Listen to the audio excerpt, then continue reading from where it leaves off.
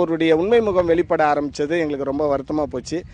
இங்கே வரக்கூடிய பெண்கள் கிட்ட நடந்துக்கிட்ட விதம் கேட்டால் அது ஏன் இப்படி நடந்துக்கிட்டீங்கன்னு கேட்டதுக்கு கல்யாணம் பண்ண தான் கேட்டேன்னா அதில் என்னுடைய எதிர்கேள்வி, ஏங்க கட்சிக்கு வர பொண்ணை எப்படி கல்யாணம் பண்ண கேட்கலாம், நீங்கள் கல்யாணம் பண்ண கேட்டதாகவே இருக்கட்டும், கட்சிக்கு வர பொண்ணை எப்படி நீ கல்யாணம் பண்ண கேட்கலான்ற மாதிரி எல்லாம் கேட்டு அந்த அந்த நடவடிக்கை எனக்கு உண்மை முகம் வெளிப்பட்டு போக தான் சரி நம்ம வெளியே வந்துடுவோம் அப்படின்னு நம்ம வெளியே வந்தது. வேற ஒன்றும் காரணங்கள் இல்லை. அவருடைய இந்த உண்மை முகம் வெளிப்பட்டு போனது தான் நம்மளுடைய முக்கிய நோக்கமாக இருந்தது. அவருடைய நடவடிக்கை சரியில்லை.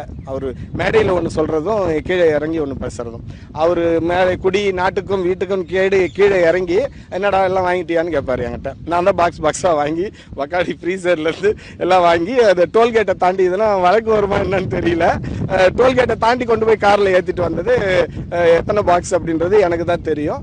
ஸோ இது எல்லாமே மேடைக்கு ஒன்று கீழே ஒன்றா இருக்கும், நமக்கு கொஞ்சம் இது நேர்மையாக இல்லையே அப்படின்னு சொல்லிட்டு தான் வந்தது. அது மாதிரி பல காரணங்கள் பல நிகழ்வுகளை சொல்லிகிட்டே போவோம்.